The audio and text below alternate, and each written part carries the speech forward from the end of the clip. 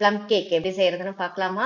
அதுவும் அவன் இல்லாம குக்கர்லயே நல்லா ப்ளஃபியா சாஃப்டா எப்படி ப்ளம் கேக் செய்யறதுன்னு பார்க்கலாம். எல்லா கரெக்டான அளவுகளோட நான் சொல்லியிருக்கேன் இந்த வீடியோல. பொறுமையா ஃபுல் வீடியோவும் ஸ்கிப் பண்ணாம பார்த்துட்டு உங்க கமெண்ட்டை சொல்லுங்க. சப்ஸ்கிரைப் பண்ணாதவங்க சப்ஸ்கிரைப் பண்ணிக்கோங்க. ஃபெஸ்டிவல்ஸ்லாம் வருது, கிறிஸ்மஸ் வருது, நியூ இயர் வருது, எல்லாம் வருது. வீட்டில் நீங்களே கேக் செய்து அசத்துங்க. அவன் இல்லையேன்னு கவலையே படாதீங்க. எவ்வளோ சூப்பராக கேக் வந்திருக்குன்னு பாருங்க. இதே மாதிரியே நீங்க குக்கர் வச்சு உங்க வீட்டுல செய்யணும்னா வாங்க இந்த வீடியோக்குள்ள போகலாம்.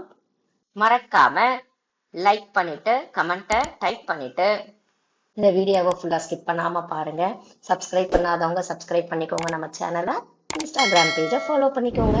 வாங்க வீடியோக்குள்ள போகலாம். ப்ளம் கேக் செய்யறதுக்கு ட்ரை ஃப்ரூட்ஸும் நட்ஸும் நம்ம எடுத்துக்க போறோம். எல்லாமே ஒரு ஸ்கூப் வச்சிருக்கேன் பாருங்க. இதுல ஒரு ஒரு கரண்டி நம்ம எடுத்துக்கலாம். ஃபர்ஸ்ட் ஒரு 10 டேட்ஸ் அளவு எடுத்து குட்டி குட்டியா கட் பண்ணிக்கோங்க. முந்திரி எடுத்துக்கோங்க. அதே மாதிரியே சின்ன சின்ன பீஸா முந்திரியையும் கட் பண்ணிக்கோங்க. ப்ளம் வந்து கலர் கலரா இருக்கும். நான் வந்து ரெட் கலர் மட்டும் வாங்கியிருக்கேன். அதுவும் ஒரு ஸ்கூப் எடுத்துக்கோங்க. ட்ரை கிரேப்ஸ் எடுத்துக்கோங்க.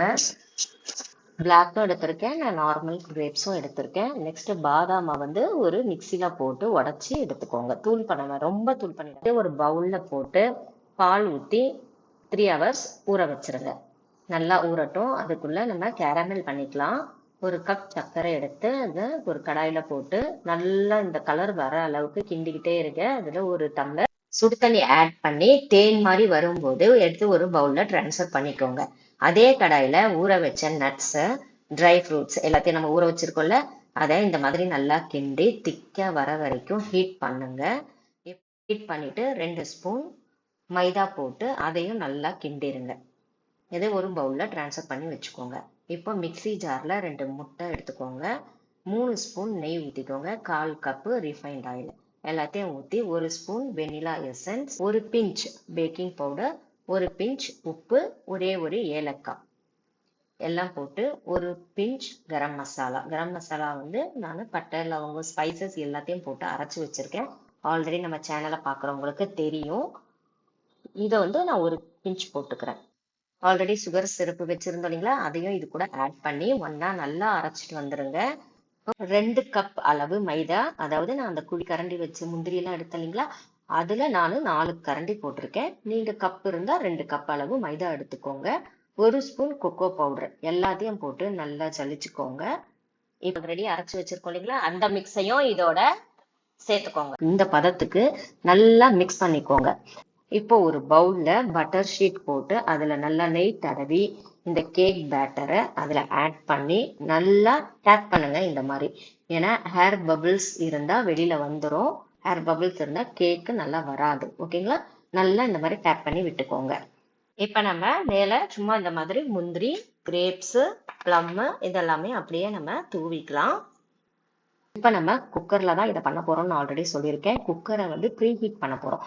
என்ன பண்ணணும்னா குக்கரை அடுப்புல வச்சு 15 மினிட்ஸ்க்கு அப்படியே அது நல்லா காய விடுங்க. குக்கரை வந்து ஹீட் பண்ணுங்க. உங்க ஸ்டாண்ட் அந்த குக்கருக்குள்ள போட்டுட்டு இந்த கேக் பேட்டர் ரெடி பண்ணி வச்சிருந்தேன், அதை நல்லா வைக்கும் போதும் ஒரு தட்டு தட்டி அதை அது மேல குக்கர் உள்ள வச்சிருங்க.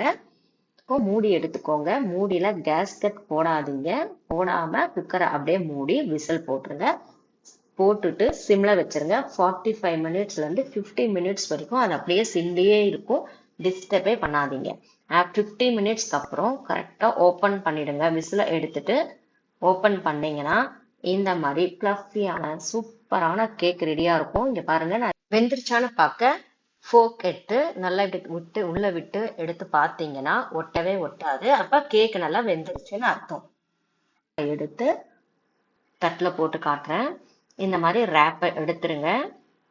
அவ்வளவுதான், சூப்பரான பிளஃபியான ப்ளம் கேக் ரெடி.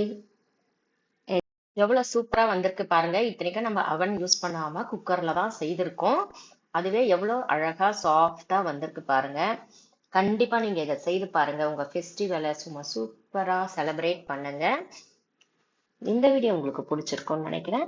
இந்த வீடியோ பிடிச்சிருந்தா கமெண்ட் பண்ணுங்க, லைக் பண்ணுங்க, ஷேர் பண்ணுங்க. மறக்காம சப்ஸ்கிரைப் பண்ணிக்கோங்க. இன்ஸ்டாகிராம் பேஜை ஃபாலோ பண்ணிக்கோங்க. கண்டிப்பா இந்த கேக்கை நீங்க ட்ரை பண்ணி பாருங்க. ட்ரை பண்ணும்போது ஸ்டவ்வோட சமைக்கிற நீங்க கொஞ்சம் லவ்வோட சமைச்சு பாருங்க. சுமாரான சமையல் கூட சும்மா சூப்பரா அட்டகாசமா இருக்கும். அப்கமிங்ல சூப்பரான வீடியோஸ்லாம் வந்துட்டு இருக்கு உங்களுக்காக.